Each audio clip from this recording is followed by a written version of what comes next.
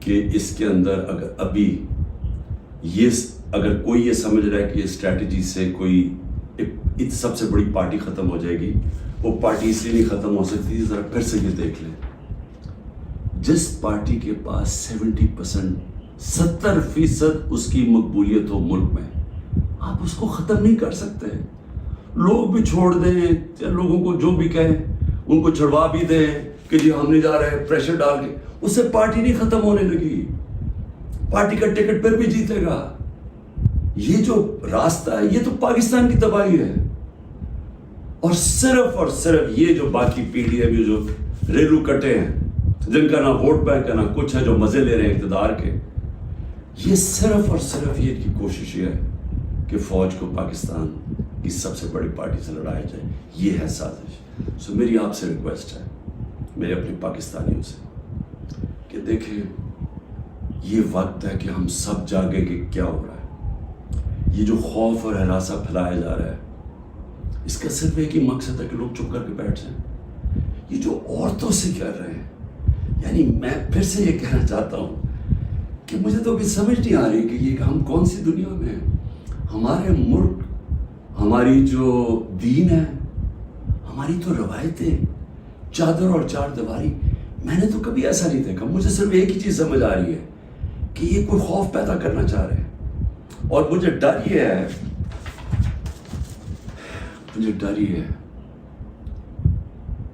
کہ اس کا بہت بڑا بیک لیش آنے والا ہے جو ہمارے ملک کو مزید اور نقصان پہنچائے گا. ابھی تک کوئی جو بات نہیں کر رہا، سرکاری بلڈنگز کی بات کر رہا. اور میں جب کہا ہم نے انشاءاللہ ہائی کورٹ میں جا رہے ہیں کہ جوڈیشل کمیشن فوری بنائی جائے، کیونکہ ہمارے پاس اب ثبوت آ گئے.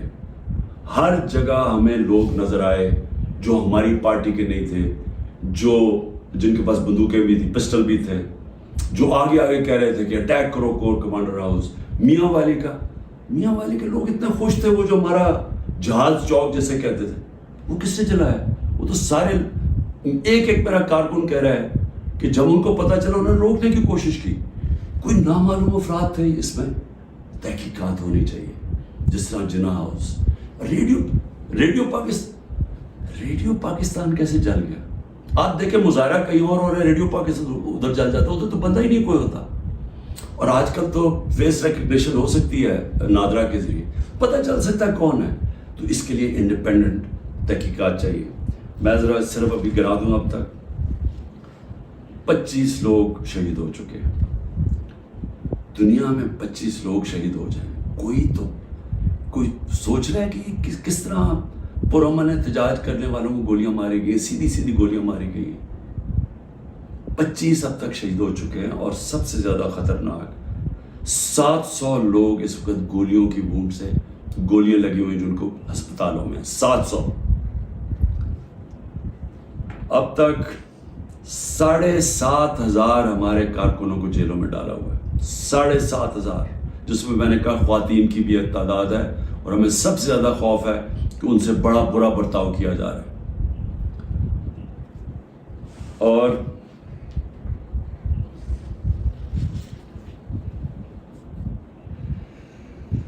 آخر میں نے ابھی سنا ہے کہ جناب 40 دہشت گرد میرے گھر میں ہیں جن کو میں نے پناہ دی ہوئی ہے. اور کہا جی کہ ہم ان کے اوپر کوئی گھر کے اوپر کارروائی ہوگی 40 دہشت گرد کو پکڑنے کے لیے. میری ریکویسٹ ہے آپ کو کہ 40 دہشت گرد اگر گھر میں ہیں تو میری زندگی کو بھی خطرہ ہے. مہربانی کر کے ضرور آئیں یہاں، لیکن اس طرح نہ آئے کہ کوئی دعویٰ بول کے. اس طرح کریں، سرچ وارنٹ لے کے آئیں ایک مہذب معاشرے کی طرح.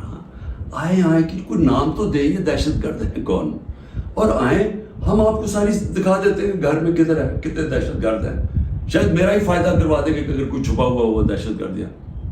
لیکن اس کو ایک بہانہ نہ بنائیں.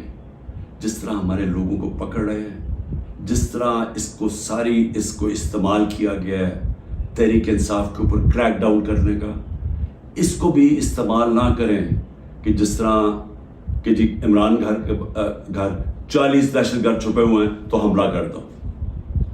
تو اس لیے میں آج سب کو کہہ رہا ہوں کہ اس وقت اس کو اور آگے نہ بڑھائیں، کیونکہ یہ بڑھتی جائے گی، کدھر تک جائے گی بات؟